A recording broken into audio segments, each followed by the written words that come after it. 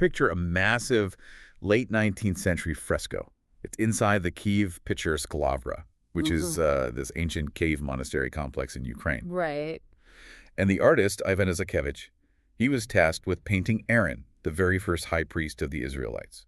Which is usually a pretty standard gig for a religious painter. Exactly. Usually when artists tackle these biblical heavyweights, you get, these solitary, unshakable monuments. You get the guy parting the sea, holding a glowing staff, projecting absolute certainty. Right, the classic hero pose. Yeah, but Izakevich does something entirely different. He paints a man who looks completely crushed. Oh, it's a fascinating piece. Like Aaron isn't holding his powerful rod. He isn't swinging a golden censer around. His hands are raised in this really asymmetrical, awkward gesture of utter confusion. Yeah, he just looks lost. He does.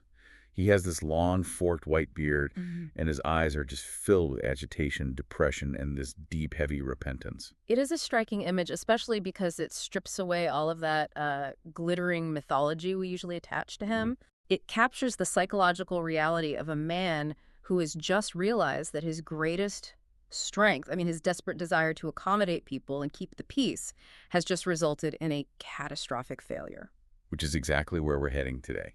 So welcome to the deep dive. Today we are putting a magnifying glass on the ultimate number 2. The older brother. The sidekick, yeah. We're unpacking the life and the incredibly complex legacy of Aaron. And for you listening, if your understanding of this story ends at, like, the Sunday school highlights, we are about to pull back the curtain on a master diplomat and a figure of intense theological tension. There is so much more to him than just being Moses' helper. Oh, absolutely. Yeah. And we've got a massive stack of sources today. We're pulling from the Hebrew Bible, the Quran, ancient rabbinic literature, modern historical critical analysis, ancient garment symbolism, and of course that Ukrainian fresco I just mentioned. It's a lot of ground to cover. It is. But our mission is to figure out how this one man became the ultimate bridge between the divine and the extremely messy reality of human life. Well, the word that constantly surfaces when you study Aaron is paradox. Paradox? How so? Well, he is remembered across multiple traditions as the ultimate peacemaker, the guy who could resolve literally any conflict. Right, yeah. Yet he was intimately involved in one of the most infamous religious rebellions in history. The golden calf. Exactly. And later, he's elevated to the absolute highest state of ritual purity imaginable. But his entire methodology as a leader was based on wading right into the muddy, complicated realities of human relationships. He's just a walking contradiction. Totally.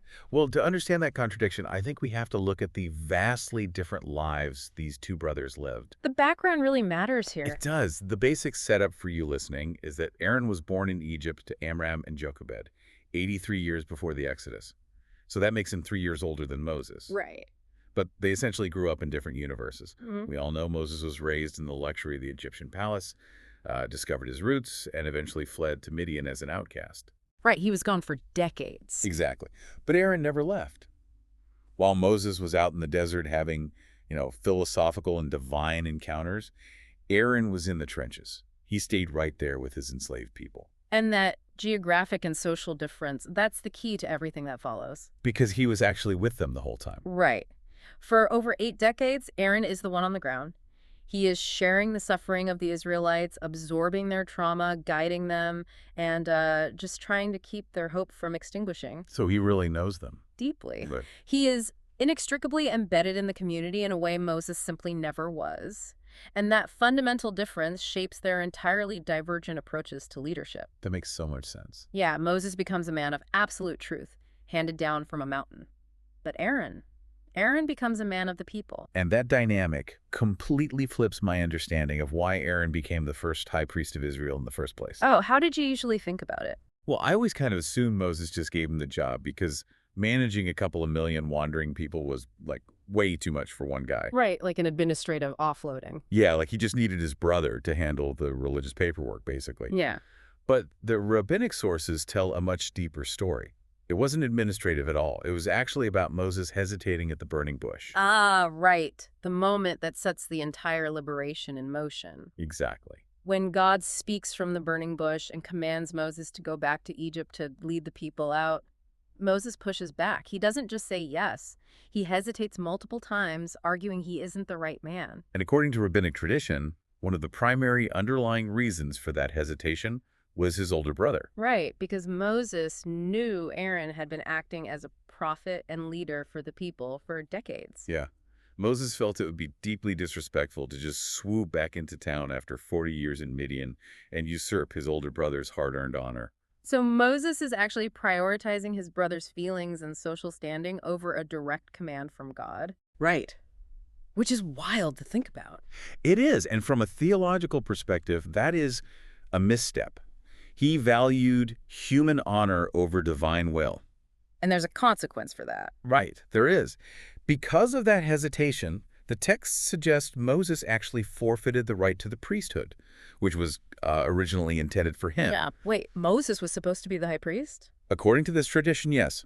But Aaron, who the texts describe as inherently submissive to God's will without ego, was given that role instead. Wow. And the beautiful part is, when God finally tells Moses that Aaron is coming out to the desert to meet him, God specifically adds, "When he sees you, he will be glad in his heart." So there was no jealousy at all. None. Aaron was genuinely happy to hand over the political leadership to his younger brother. That humility, that hyper-awareness of relationships and gratitude, it shows up again during the plagues in Egypt, right? Yes. Because I completely missed this detail until I read these sources.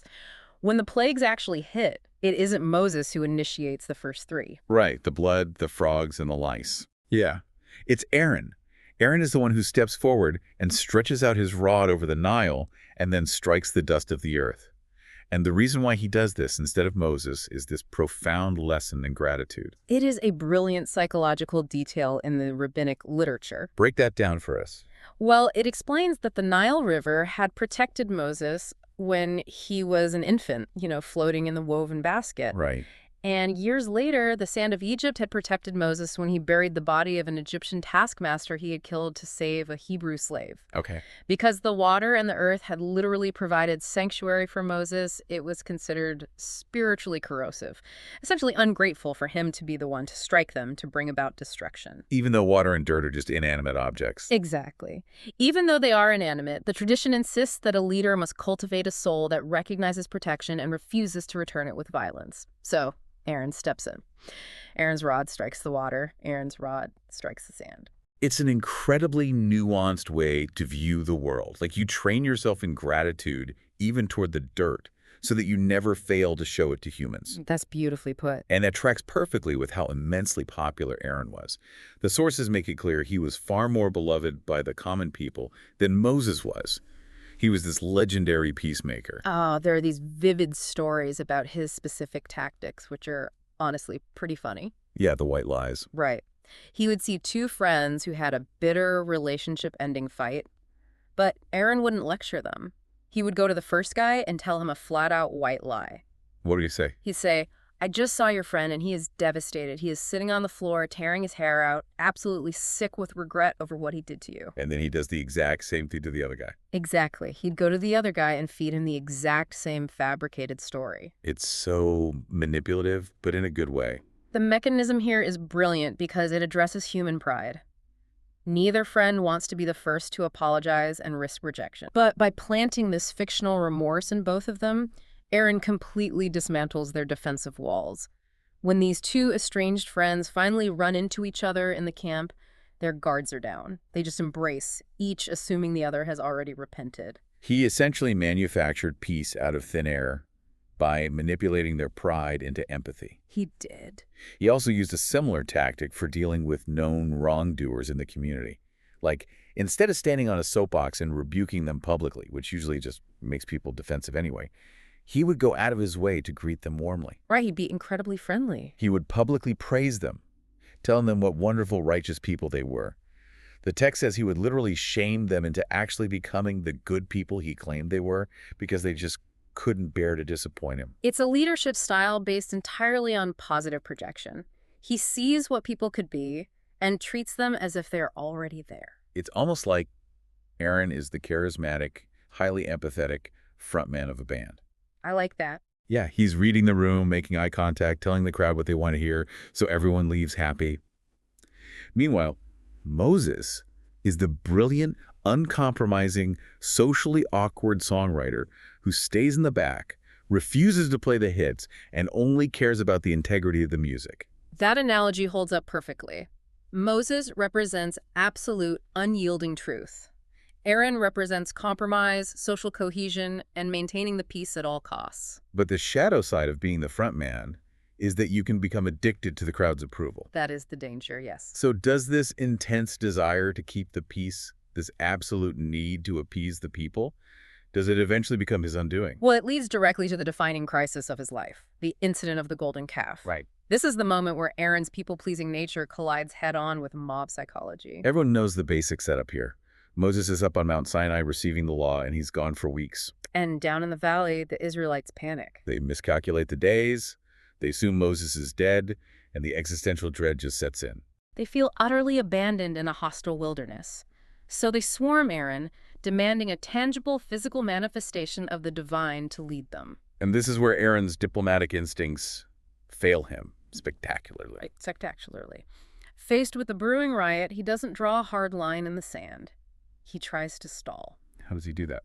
According to interpretations from Chabad sources, which is a branch of Hasidic Judaism known for deeply psychological readings of the texts, Aaron employs a delay tactic. He tells the men, "Go get the gold jewelry from your wives and your children." Why the women specifically? He calculates that the women, who the text suggests had a deeper, more steadfast faith, will refuse to give up their precious items for an idol. Oh, so he's trying to start a fight at home. Exactly. He assumes this will spark a domestic dispute and buy him time until Moses returns. But the calculation completely backfires. The men bypass the women entirely. They just rip off their own earrings and jewelry, bypass the domestic argument, and dump the gold at Aaron's feet. They force his hand. Yeah, he throws the gold into the fire, and out comes the golden calf. It's a disaster. Wait, hold on, though. This is where I struggle with the narrative. The guy who literally facilitates the creation of a pagan idol, the ultimate betrayal of the newly established covenant, gets promoted to the highest religious office in the nation right after this. It's quite the pivot. How does any religious tradition justify making the idol maker the high priest? It is the most glaring theological problem in the text, and it's fascinating to see how different traditions scramble to deal with it. You have centuries of commentators trying to excuse or minimize his role. Like who? The Quran, for instance, takes a definitive stance by entirely absolving Aaron. Oh, really? Yeah, in the Islamic tradition, a separate figure named Samiri actually builds the calf. Aaron is depicted as a faithful prophet who tries to stop it but is simply overpowered and threatened with death by the mob. Oh, wow. What about the Jewish rabbinic sources? Did they let him off the hook? Not entirely. They don't invent a scapegoat, but they lean heavily into extreme extenuating circumstances. They focus on Aaron's intent. Okay, what was his intent? They argue he was acting under duress, trying to prevent a worse catastrophe. A prevailing rabbinic thought is that if Aaron had resisted, the mob would have murdered him. And being a martyr wouldn't be a good thing here. Normally, maybe. But the rabbis argue that if the Israelites had murdered their own prophet and leader, the sin would have been so great that God would have wiped out the entire nation instantly. So he takes the sin of idolatry upon himself to save the people from the unforgivable sin of murdering him. That's the argument, yes. That brings us right back to the Ivan Isakovich fresco. Those textual defenses that he was stalling or protecting the nation from a worse sin, they sound, I don't know, highly rationalized. They do sound a bit like legal defense strategies. Right. But the painting shows the raw truth of a man who knows he messed up. He tried to manage the mob, and the mob managed him. So if his actions aren't just swept under the rug, how does he actually achieve redemption? How does he bounce back? His redemption does not come through a free pass, that's for sure. It comes through an agonizing physical transformation. The physical. Yes. To cure him of his enmeshment with the chaotic crowd, he is subjected to strict separating ritual. From his lowest moment of earthly failure, he is draped, quite literally, in the physical weight of divine responsibility. The inauguration into the priesthood wasn't just a ceremony, it was an isolation chamber. Right. The sources detail a 7-day period of total isolation inside the tabernacle. 7 full days. He is anointed with specialized holy oil. He has to consume a highly specific offering of bread that is boiled, baked, and fried. He is being methodically severed from the mundane, everyday world he was so attached to. And then there are the garments. Oh, the garments are fascinating. The transformation becomes so visible there. Very much so. A regular priest wore a very simple uniform, right? Just 4 garments made entirely of white linen, a tunic, trousers, a sash, and a turban. It represents purity and simplicity. But Aaron, as the high priest, doesn't get to be simple. No, he wears 8 elaborate garments. Let's break those down because the symbolism is dense. On top of the white linen, he adds the ephod, which is described as a complex apron-like garment intricately woven with gold, blue, purple, and scarlet yarn. Right. He wears a solid blue robe that has actual golden bells and fabric pomegranates alternating along the hem. Which would make noise wherever he went. Yeah. He wears a solid golden plate strapped across his forehead, engraved with the words, "Holy unto God." And most importantly, he wears the breastplate. Let's look at the mechanisms of how these materials function symbolically. The gold represents eternity and the incorruptible divine realm. Okay. The wool represents the animal kingdom and sacrifice. The white linen stands for human righteousness and purity. And the scarlet dye, which was extracted from a specific worm, symbolizes blood, mortality, and atonement. So he's wearing everything. Literally, Aaron is physically wearing the entire cosmos, animal, vegetable, mineral, and divine. And the breastplate itself is an absolute marvel. It held the Urim and Thummim. The sources refer to this as a divine oracle, but how did it actually work? Was it like a mystical magic 8-ball? It was much more complex than that. The breastplate was embedded with 12 precious stones, each engraved with the name of one of the 12 tribes of Israel. Right. Inside a fold of the breastplate rested the Urim and Thummim, which mystical traditions suggest was a piece of parchment bearing the explicit name of God. Okay, so it's a hidden parchment. Yes. And when the king or the nation faced an existential crisis, they would ask the high priest a question. The divine name inside would cause specific engraved letters on the 12 stones to light up or protrude, spelling out the answer. That is incredible. It was essentially an ancient divine communication interface. Wow. So when Aaron walks into the Holy of Holies on Yom Kippur, the Day of Atonement, he has the names of the 12 tribes glowing on his chest, right over his heart, and more onyx stones with their names on his shoulders. Yes, he is quite literally carrying the weight of the people. He ceases to be just Aaron the diplomat and is transformed into a walking, breathing human temple. Exactly. But that incredible elevation comes with severe, almost brutal psychological restrictions. The isolation rules. Right. Because he represents the ultimate connection to life and purity, he is completely forbidden from interacting with death. If a close relative dies, even his own parents or children, he cannot show any public signs of mourning. He can't even tear his clothes. No, he cannot tear his clothes, he cannot leave the sanctuary, and he absolutely cannot become ritually impure by being in the same room as the body. He can't even go to his own parents' funeral. That is profound isolation. He belonged entirely to the sacred realm. The community needed to know that the conduit to God was never compromised by human mortality. Let's pause on that, though, because there is one exception in the ancient legal codes that I found absolutely staggering. The mate mitzvah. Yes. So he can't bury his own parents?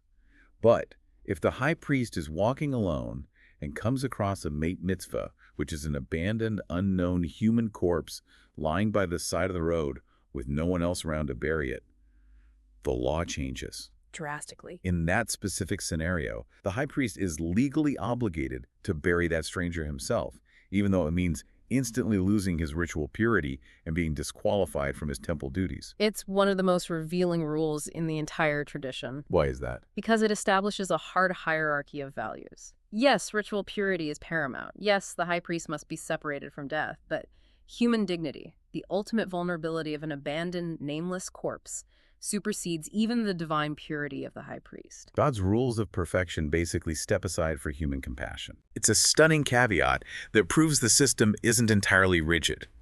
And speaking of caveats, despite all the unparalleled honor given to the high priest, where the texts argue he even outranks a king, the Talmud throws in this incredible curveball. Oh, the hierarchy of scholarship. Yes, it states that a Torah scholar of illegitimate birth actually outranks an ignorant high priest. That is the tradition constantly checking its own power structures.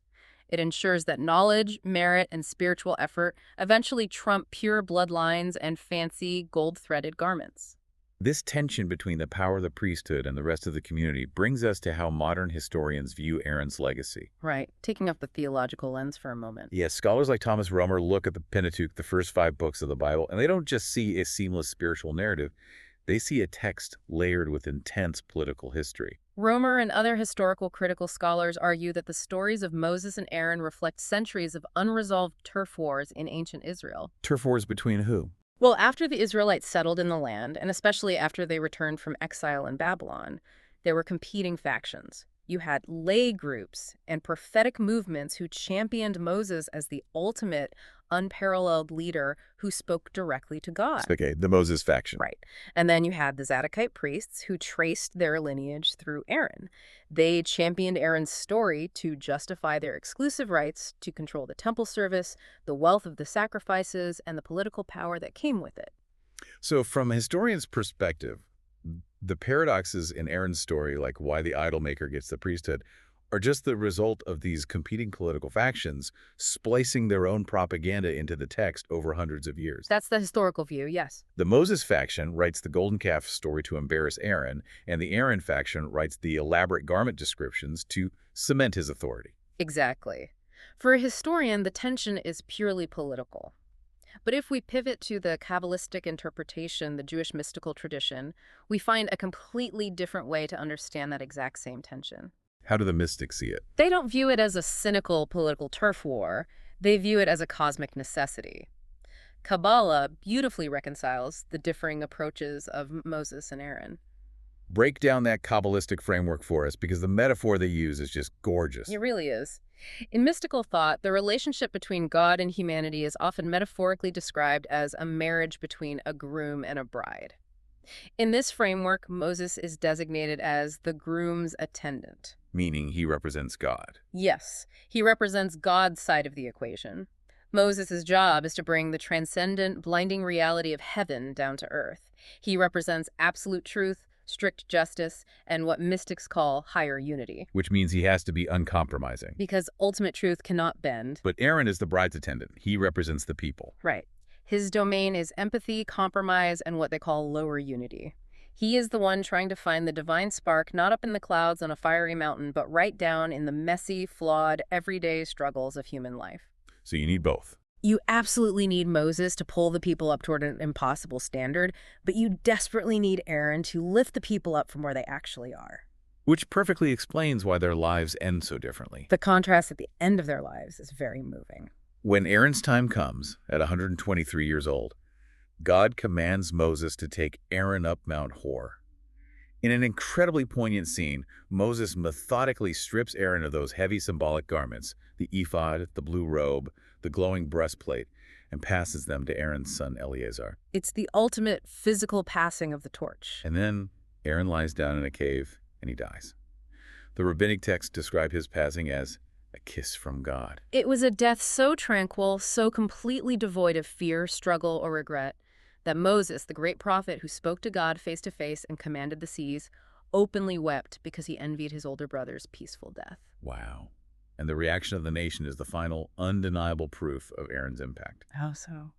Well, when Moses eventually dies later on, the text specifically notes that the sons of Israel wept for him. Right, just the men. But when Aaron dies, the text says he is mourned by the entire house of Israel, men and women alike. They wept for him for 30 days straight because he hadn't just given them laws or strict truths. He had spent his entire life dedicated to their personal peace. He saved their marriages, he repaired their fractured friendships. He gave them community. Aaron's legacy isn't about maintaining a spotless record of perfection. Clearly, he failed massively at times. Yeah, we covered that. But his enduring legacy is his unique ability to intimately relate to human flaw, and to somehow carry that flaw into the divine presence without being destroyed by it. He was a man who took the gold from a panicked, rebellious mob, but he also wore the gold plate of supreme holiness. He is the necessary bridge. It requires accepting that absolute truth and human reality are almost always in friction, and someone has to be willing to stand in the middle and take the heat. We started this deep dive looking for a sidekick, but we found the glue that held an entire civilization together. From the charismatic peacemaker who manufactured empathy with white lies, to the overwhelmed leader caught in the panic of the golden calf. From the isolated high priest wearing a cosmological map on his chest, to the mystical bride's attendant who knew that burying a lonely stranger was more important than maintaining a perfect state of purity. It's an incredible arc. It is. As we wrap up, I want to leave you with one final image to mull over from our sources. At one point, To permanently settle a dispute over who should lead, Moses takes a dead, severed piece of wood, Aaron's wooden staff, and places it inside the holy tent. Hmm. And overnight, that dead stick miraculously buds, blossoms, and produces fully ripe almonds. A beautiful metaphor. What if Aaron's rod is the ultimate metaphor for the man himself? Perhaps true spiritual leadership, or any meaningful leadership for that matter, isn't about being perfectly flawless, unbending, and rigid like stone. Maybe it's about the ability to bring new, unexpected life out of dead, rigid structures. Something to think about the next time you find yourself caught between strict, uncompromising rules and the incredibly messy reality of human life.